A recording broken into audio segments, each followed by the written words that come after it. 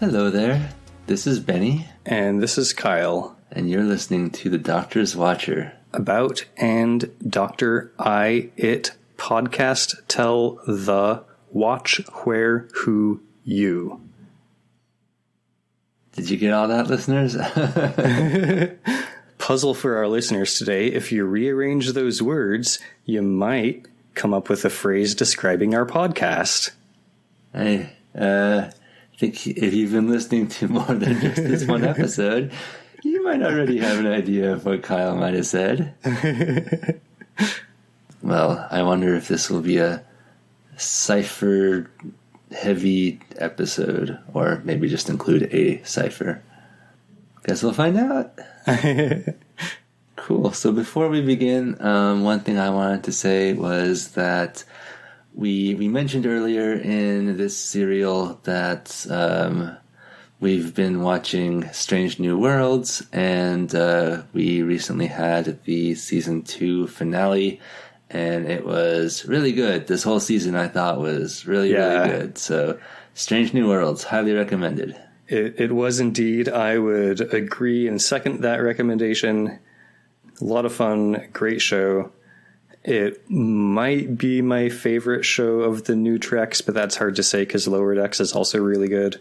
Yeah, and I mean, my I don't know if this can even count as a complaint, but my sadness about these new treks is always that the seasons are always so short.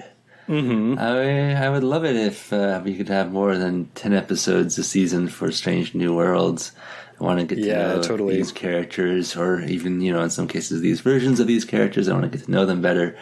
But maybe, the fact that they're only 10 episodes means that they have higher budget per episode, which is why they look so gorgeous and cinematic. And they certainly do that. So I don't know. Who knows? But love it. Great show. Great show.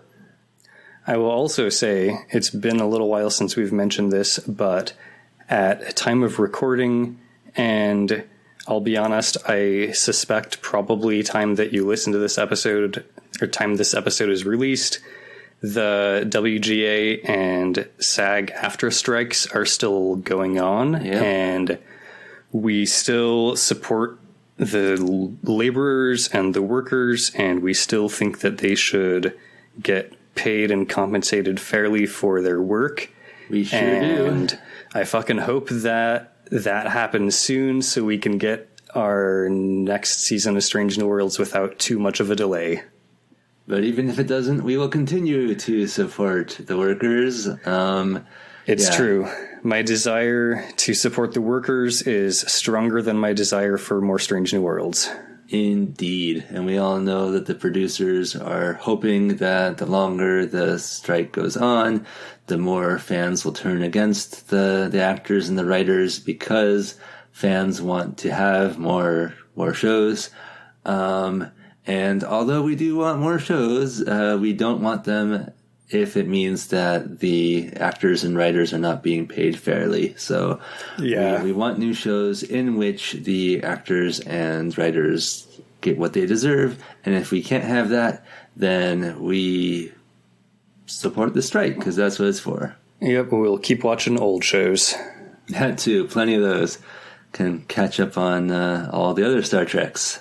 I mean, Kyle's already seen, I think, every classic episode of Star Trek at least twice now. I've only watched Enterprise once. That's plenty for Enterprise. And probably some of TOS I've only seen once. But you're slacking, Kyle. It's true. What about TAS? I have seen TAS at least twice. You've seen TAS more often than TOS? Well, that's a choice. I support you, Kyle, you weirdo. TAS is a lot of fun. It is a lot of fun. That's true. Cool. Well, did you have any other notes before we get into today's episode? No, I think I'm ready to get into the 12th episode of this serial.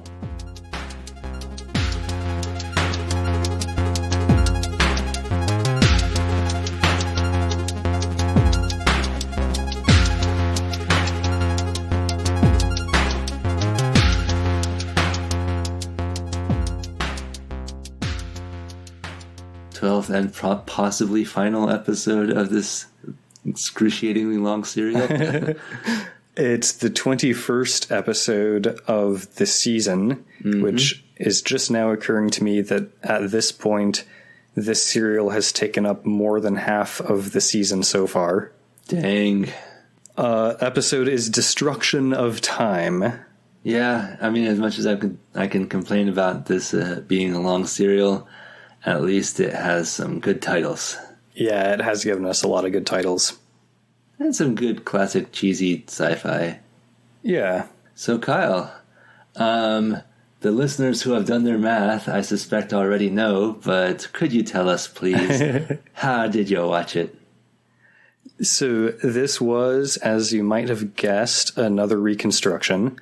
Yep. I will mention that as episode 12, we are completing another quartet of episodes. So if the serial does not end here, if we continue for 4 more episodes, then we should have another non-missing one in there somewhere. All right. Well, as much as I like Daleks, I hope that's not the case. I'm ready for something new.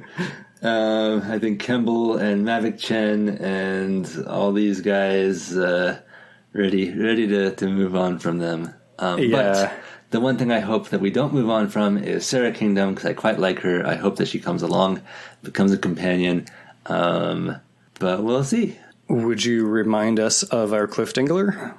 The cliffhanger is that the Daleks plan on killing the Dalek Master Plan Club and our heroes, and the Doctor is MIA, although we strongly suspect, I don't think we've looked it up, but we strongly suspect it's because William Hartnell was on vacation. So, as far as we know, he hasn't been captured or anything, but I think in world, he's just kind of wandering around the planet. Right, and of course, Mavic Chen, we thought for a moment was dead. Oh, yeah, but turns out he's not, and yeah, he's still determined to become the ruler of the galaxy. We're pretty sure he's not going to pull that off. So he's forcing Stephen and Sarah to lead the way into the super secret Dalek underground HQ. Yes. Stephen, of course, protests against this, and the three of them have a discussion in which Sarah Kinglor tells Mavic Chen that they're looking for the Doctor. Chen's like asking, where's the Doctor, blah, blah, blah. So they tell him that they're looking for him, but Chen clearly doesn't believe this. He thinks that the Doctor is trying to usurp Chen's position with the Daleks. Because the Doctor wants to control the galaxy. That'd be cool. Steven's basically just like, no, dude, fuck the Daleks. That's what the Doctor always says. Yep, it is. We've heard him say it many times. It's implied. It's between scenes. Chen's not convinced, though. He continues forcing Sarah Kingler down the hallway into the super secret underground Dalek Mountain HQ. Cool. I mean, that's where they were going anyway. I think they'd prefer not to be at laser gun point, but yeah. I mean, they'll probably overhear the Daleks talking about how they're going to kill Mavic Chen any second now. Yeah. And then we'll see. We cut over to main central control in the super secret underground Dalek Mountain HQ. Very cool. We get just a brief interlude here where we learn 3 things. We learn that 5,000 assault Daleks are ready to go. Excellent. The Time Destructor will be in the lead ship. Cool. And Mavic Chen and Sarah Kinglor have already been taken prisoner by the Daleks and are being escorted to main central control. Huh. Chen, of course, is not happy with this turn of events. He tells the Dalek who has taken them prisoner that he doesn't need its assistance in escorting them to the Dalek Supreme. The Dalek's like, I was not assisting you. You dumbass. Basically, It's quite all right, you know. It's very kind of you to help me out, but he makes it check in with Central Control on its orders and like verify and whatever. And it's like, okay, cool, new orders. You are to escort the prisoners to the Dalek Supreme. cool, excellent. Let's get that showdown and let's wrap up this serial. Chen's like, but yeah. Yeah. He's like, sweet, cool. He pulls his gun on Stera Kingler again and makes him start walking. Again, I gotta give him kudos for style. Like, he's really, I don't know if he's in denial. I don't know if he's just trying to, you know, play the angles or what, but he's certainly got style. The Dalek waits until the three of them, Chen and Sarah and Steven, are a little ways away.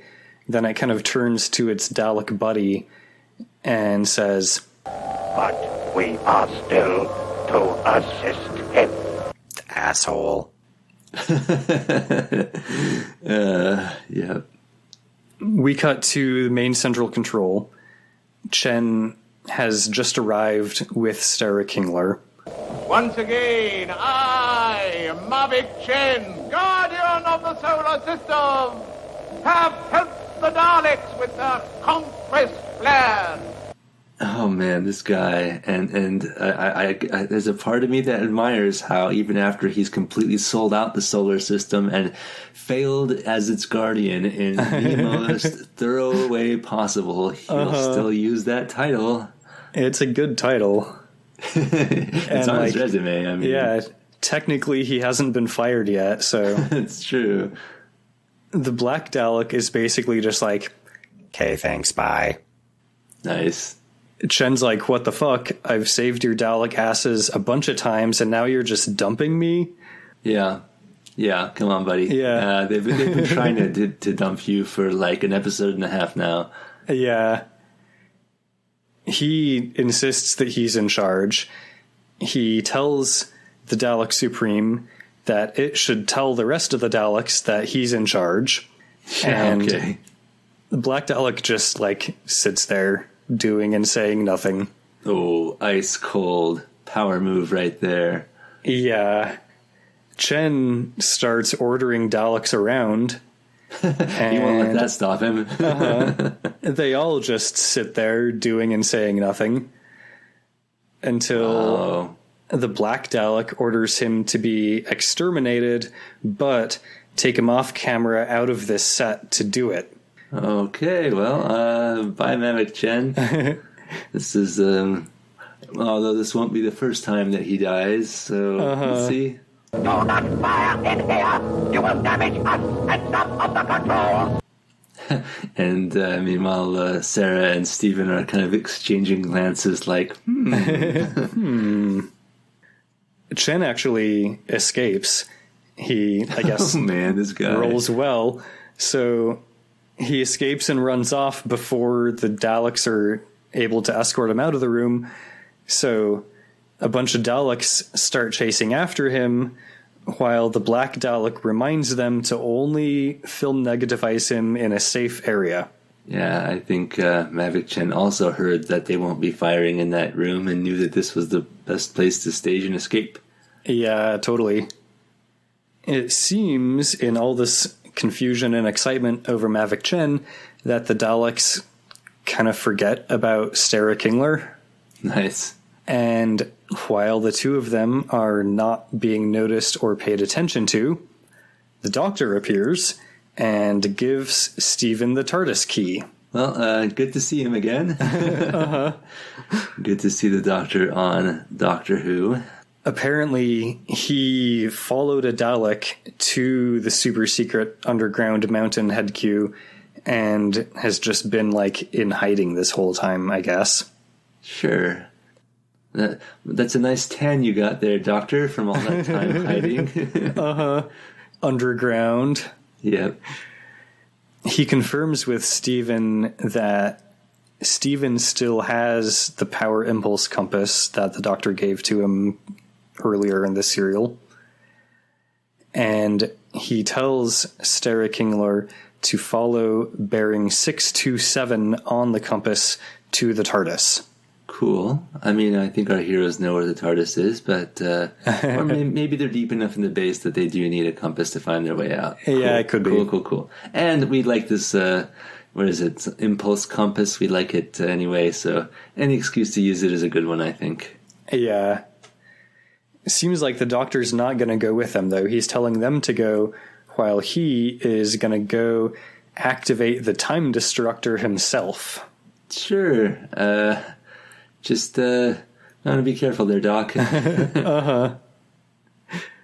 We get a brief scene with the Daleks who are chasing Mavic Chen, and I have to retract my earlier joke. He does not get exterminated off camera. Does that mean he gets exterminated on camera? It does indeed. Well, I can repeat what I said earlier in the previous episode. Rip to Mavic Chen. They do the deed film negativization style in an empty corridor where there's not valuable equiment anywhere. Not sure how I feel about that choice of wording there, Kyle. My overactive imagination sort of. Well, all right, let's move on.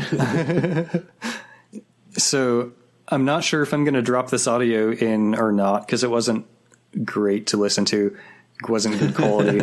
But I do want to note that his last words are, "You cannot kill me." Cool to the end. Uh-huh. Yeah, it's style right to the end, and or was in denial. Yeah, like a few scenes ago, he was claiming to be immortal. Is it style or is he in denial?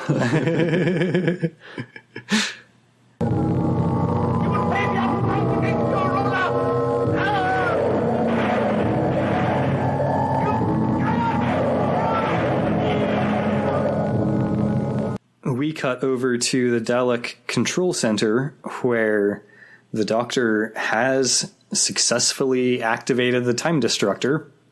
So the large asterisk has started glowing and humming. Well, very cool, but guess we'll see what his long-term plan is for this. Uh-huh.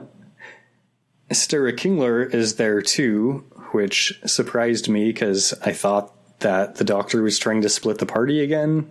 Yeah, and honestly, while we're normally against splitting the party, it seems like maybe this was a good time to do it. Uh-huh.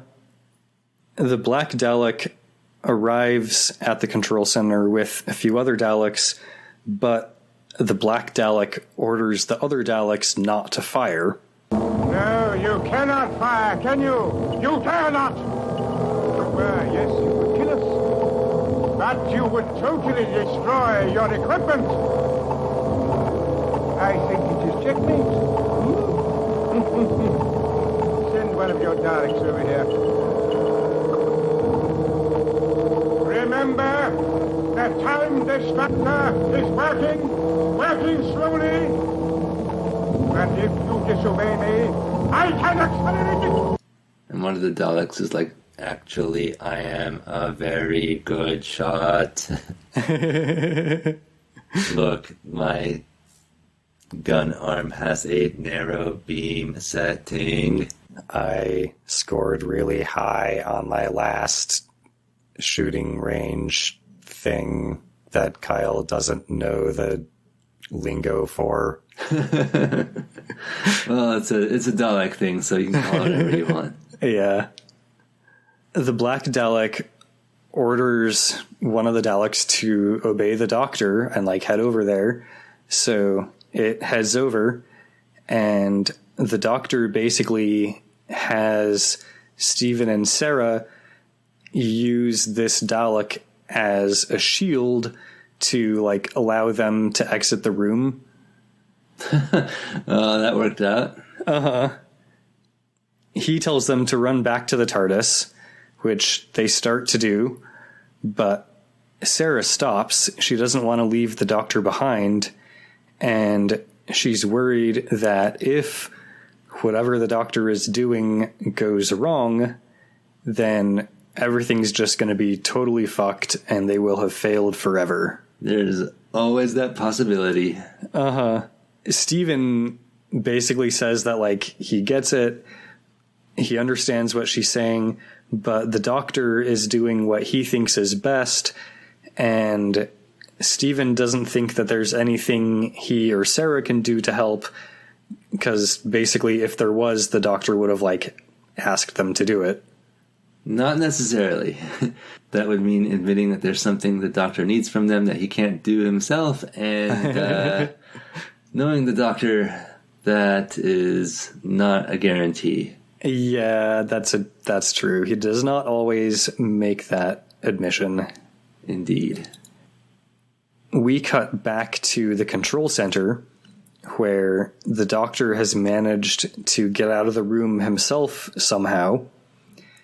He closes the door behind him. He breaks the door opening mechanism, so the Daleks are now trapped in the room. Very cool. And he runs into Sarah in the hallway. And he's like, no, we're good. Let's keep going.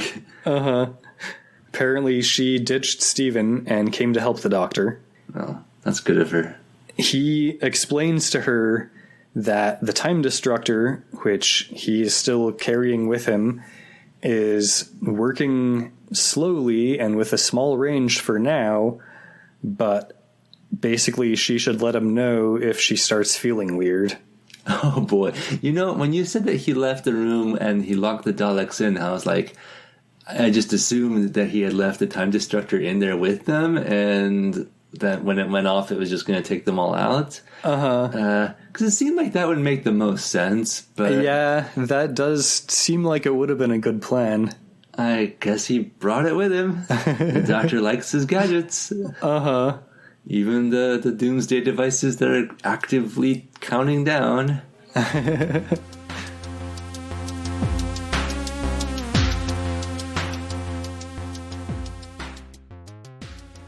You're listening to The Doctor's Watcher.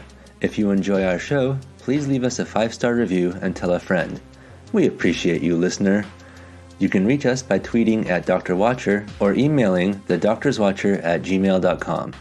And now, back to the episode.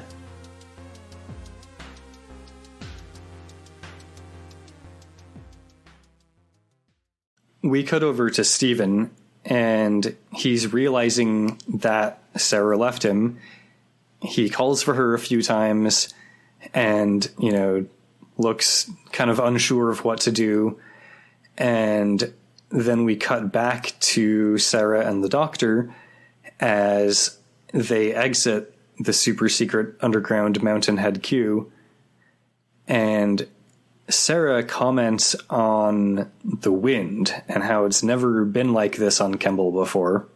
And the doctor thinks that maybe the time destructor is starting to have an effect on the local elements. Is that how time destruction works? Apparently. Okay. Sarah's like, well, fucking destroy the time destructor then. But apparently that's not an option. Like, once the time destructor has started, it's just going to keep going until the terranium runs out. Yeah, I'm not sure about this plan here, Doctor. Yeah. The doctor basically says that their only hope is to get it to the TARDIS, where maybe he can neutralize it. Alrighty. I feel like some of this might have been slightly predictable, but sure. We start cutting around a little bit. We see that the Daleks have fixed the control center door, so they're going to go start looking for the doctor now and try to get the time destructor back. We also see that Steven has made it safely back to the TARDIS. Of course, the doctor gave him the TARDIS key, so he's able to get inside and everything. Cool. And then we cut back to Sarah and the doctor, where we see that the wind has been getting stronger and stronger, and Sarah has started getting old and weak. Oh, dang. The doctor's like, I think you're getting old. And she's like, You think I don't know? Oh. I'm a little, I was really hoping she would make it out of this serial and into at least part of one more serial. yeah. I think that we were saying that that's really helpful in order to be considered a full companion, but I don't know, maybe the effects can be reversed, but signs don't look good. Steven turns the TARDIS's scanner on, but he can't really see anything on it. It's like, basically the winds are too high. It's like a huge storm out there and he can't make anything out. Meanwhile, the Dalek pursuit group is rolling through the jungle as the plants around them are like withering and dying. Nice. And Sarah and the Doctor are slowing down as they make their way back to the TARDIS. They're both getting weaker, and Sarah's getting like visibly older and older. Yeah, I feel like it's a shame that we don't have this episode, because these effects would be interesting to see. Yeah, for sure. Eventually, the Doctor collapses, falls to the ground. He drops the Time Destructor, which kind of like rolls off into the underbrush, and Loose Cannon crossfades us from this image of the Time Destructor in the underbrush to an image of the Time Destructor in the same position, but just in like sand and dust. Oh, interesting, because all the plants around it have turned to dust. Uh-huh. Sarah is like super old at this point, and she also collapses to the ground. She seems unable to go any further. Dang. And about this time, things have finally cleared up enough that Steven is able to see them both on the scanner, so he rushes out to try to help them. Excuse me, madam, have you seen Sarah around here? She looks a bit like you, but young and hot, not old and gross. Uh-huh. She's like, fuck you, Steven. Oh, Sarah, it's you. So he first notices that the TARDIS is basically like in the desert now instead of in the jungle. He sees the Doctor's body, and then he sees the actual Time Destructor itself, which is still glowing and humming. He kind of messes with the Time Destructor. He's trying to deactivate it, but of course he can't do that. And then he sees Sarah, and he goes over to check on her, but it's too late. Not only is she dead, but she's not even really a corpse anymore. She's just like a pile of dust in a Space Security Service uniform. Oh, dang. So he can't even like hold her to his chest. Yeah. Shedding mournful tears. He messes with the Time Destructor some more. Again, doesn't seem to do anything. And then he heads back to the Doctor, who is still flesh and blood, still alive, just like very weak, basically. I like the implication that the Doctor is extraordinarily long-lived, and or just naturally resistant to the effects of the Time Destructor. Yeah, it's unclear like which of the two is happening, but I also liked the implication that something weird is happening with the Doctor. Yes, we always like implications that weird things are happening. So Steven helps the Doctor up to his feet and basically has to like drag him back to the TARDIS, where he shuts the two of them safely inside the TARDIS. Okay. And once they're in, once the door's closed and the Doctor has started like kind of regaining his strength and energy, the Doctor realizes that Sarah is no longer with them. Stephen says that he was forcing his way through the jungle and like didn't even see her go when she left him. The Doctor also tells Stephen that apparently Stephen did do something to the Time Destructor. He reversed it, and now time is racing back instead of rushing forward.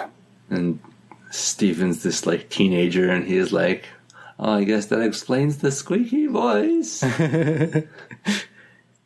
They remember that like Daleks were after them. So, oh yeah, that was a thing. They have a look at the TARDIS scanner and they see the Daleks approaching, but they're approaching slowly. The Daleks find the Time Destructor and they try film negativizing it, but that doesn't do anything. Okay. Well, I feel like when you're a Dalek, most of your solutions seem to be similar. And so up until this point, it has seemed like the Daleks were unaffected by the Time Destructor, but now they do start being affected by it. And what happens is basically that like their casings disappear and they get reduced to like blurry, tentacly things in the dust, in the dirt. Huh. Interesting. Again, it's a shame we don't have this episode because I feel like that would be a cool thing to see. Yeah. Eventually, the actual Time Destructor itself stops glowing and humming, and Stephen and the Doctor exit the TARDIS at this point. Kemble is just totally fucked beyond recognition. There's like nothing but dust everywhere, and the burnt out Time Destructor sitting in the dust. Dang. Stephen says that he wishes Sarah could have seen the end, and the Doctor agrees. You know, Stephen, the one thing that Sarah lived for was to see the total destruction of the Daleks. Well, now it's all over. Without her help, this could never have been achieved. I like that he's giving her credit. Yeah, totally. I don't know if I'd say that was the one thing that she lived for, but I'm sure that it was on her list. Yeah, I guess for like as long as the Doctor knew her, it was. And as far as the Doctor's concerned, that's the only part of her life that's relevant. The past few days or weeks or whatever. Yeah. The Doctor finds one of these remains of a Dalek, like this tentacly thing in the dirt, and comments to Stephen about the millions of years of Dalek progress that the Time Destructor has erased. I guess this is like the tentacly thing's like a Dalek embryo or something. Huh. That's kind of cool. Like this is all that remains. They have rid Kemble of the Daleks, and with this, we can be guaranteed for sure that there will never again be Dalek troubles for the rest of Doctor Who. They've solved the Daleks. Oh, good. I mean, also darn, because I kind of like the Daleks, but from the hero's point of view and on their behalf, it's a relief knowing that I'll never have to face those dastardly Daleks again. Indeed. Stephen lists the three characters who died in this adventure: Brett, Katerina, remember her, and Sarah. I guess he doesn't particularly care about Mavic Chen. The Doctor comments on what a waste it was. Yeah. And as the TARDIS dematerializes, the words "next episode, War of God" appear on screen.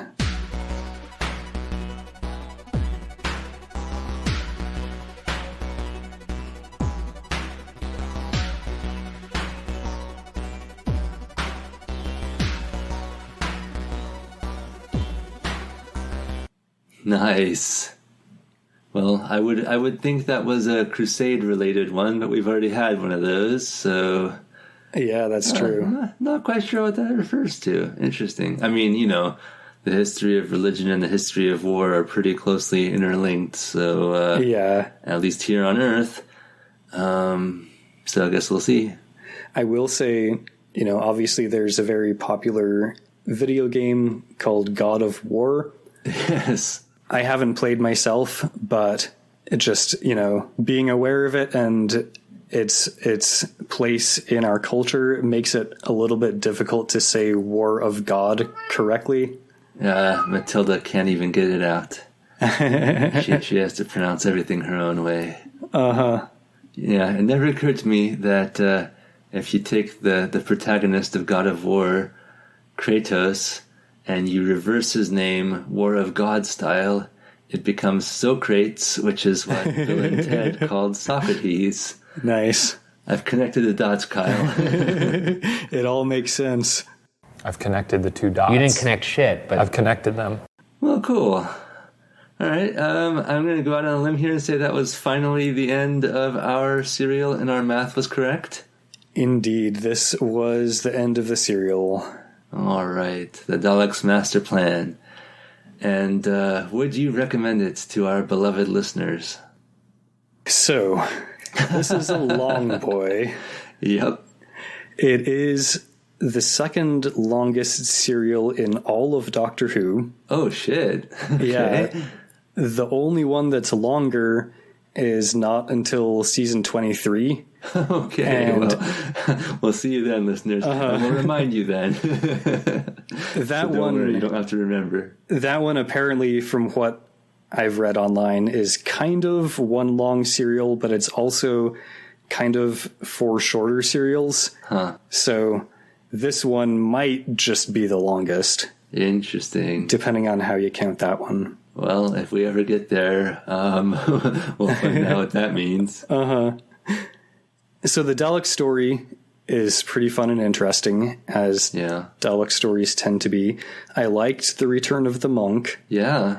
but it was pretty obvious that the serial was stretched out much longer than originally intended. Yep. There's definitely a lot of filler in this. Yep. And, I did like The Return of the Monk, but honestly, I might have preferred if the monk stuff was pulled out and made into a separate serial. Yeah, it didn't really add much. I mean, as much as it was fun to see him, it was definitely part of that filler that you mentioned. Yeah. But, this serial is what it is, and what it is 75% missing. Yep. So I think really my best viewing recommendation on this serial might be just go watch the 3 non-missing episodes. Well, I've already done 1 out of 3. And I think I might have gotten the most fun one. Yeah, there's 1 non-missing episode per quartet, so you'll get a little bit of a taste of each section of the story. Mm-hmm. You'll get to see Katarina in Day of Armageddon. You'll get to see the mice and the molecular dissemination chamber in Counterplot. Rip to And those mice. you get to see the monk in Escape Switch. And for the other 9 episodes of the serial, I've got a podcast to recommend for you. It's this one, yeah. Well, cool. Yeah. I mean, I think I was partly doing it's so long, this serial is so long as a bit, but it did get a little long. Yeah, that's only somewhat of a bit. Kind of looking forward to something new, but Yeah. I'm genuinely sad to see Sarah Kingdom go. Genuinely hope that she would become an official, actual companion and not just for this one serial. Glad she got to ride in the TARDIS, unlike her brother Brett. One thing I wanted to mention in retrospect, having seen this whole serial now, is that yes, we did briefly ship Brett with Sarah before we realized the two of them were brother and sister. So, I mean, we're not doing anything George Lucas didn't do, so... Yeah, I was about to say the exact same reference. Kind of like fans in 1977 watching the original Star Wars. Some of us just didn't know, and Now that we do know, I'd like to retroactively go back and undo that ship. All right. So I do have a final note for this episode, which is that I think I mentioned several episodes ago that the loose cannon reconstruction includes an interview with Jean Marsh, who played Sarah Kingdom. And I watched that. It was pretty fun and interesting. It was not clear exactly when the interview was filmed, other than that it was sometime after the end of classic Doctor Who and before the start of New Who. Interesting. So it was like, decades after the serial was filmed. So she's like, if they ever do Doctor Who again. Yeah, like they asked her, like, if Doctor Who were to come back, like, would you, come back, would you be on it or whatever? So the interview is filmed in, like, some retail store. She's, like, sitting at a table, and behind her are, like, shelves of Buffy the Vampire Slayer action figures and, like... Sure, why not? SFX magazines and, like, Star Wars and Star Trek magazines. Kind of random. The very first thing that she talks about in the interview is her death sequence. Yeah, you did mention that some of these are spoilers. Yeah, that's why I'm saving this for the end of the episode. Yes. She actually really enjoyed that sequence. Cool. She mentions in the interview having gotten shot with a bullet that has poison that makes you age, which is not quite what happened. But, like I said, this was like decades later that she filmed the interview, so I can't blame her for misremembering. Yeah. The interviewer actually asked her if the BBC had offered her an ongoing role as Sarah Kingdom, as the Doctor's companion, would she have accepted it? And she said, no, definitely not. Oh. She was basically, like, too young to want to be a series regular. Wanted to just, like, keep doing different roles in different shows. From what I understood elsewhere online, she was a pretty popular actress and, like, in demand, so she might not have wanted to, like, get locked down into a series regular role and not be able to take other stuff. Okay, I mean, she's saying this with the benefit of hindsight, perhaps not wanting to sound bitter. So I'm going to take that with a grain of salt, but I'm glad she can at least say that now, and I'm glad that she had other roles. Well, she said that the only time she ever took a series regular role was in a show called Upstairs Downstairs, which she apparently, like, co-created. Oh, nice. I've heard of that. Oh, cool. I had not, so that's fun. Yeah, I guess it's referring to, like, the upper class people who tended to live in, like, the upstairs rooms of houses, and the servants who tended to live in the lower downstairs rooms of houses. That makes sense. So yeah, it was a fun little interview. Cool. It's like 7 or 8 minutes long, so, not too bad if you want to go check it out on the website that you can find Loose Cannon videos on. Very cool.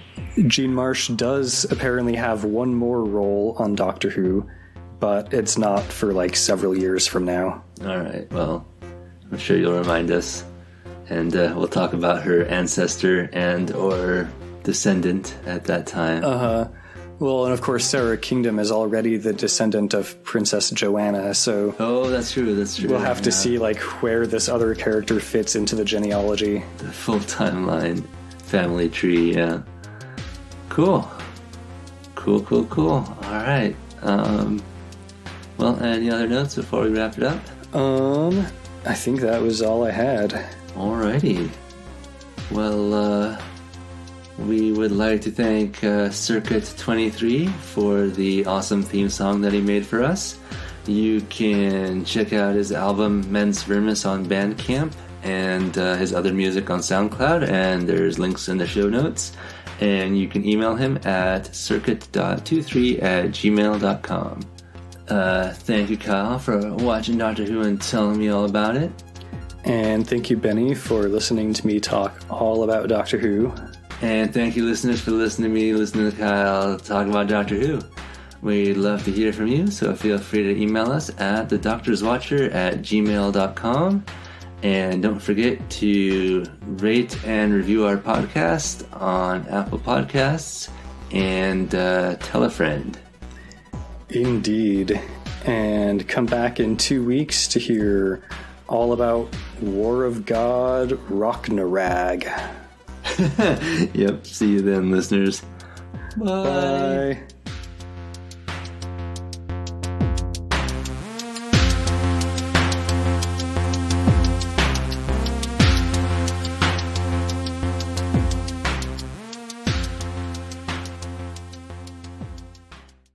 Our only plan is to destroy the Daleks. You were both able to fool the others, but you can't fool me.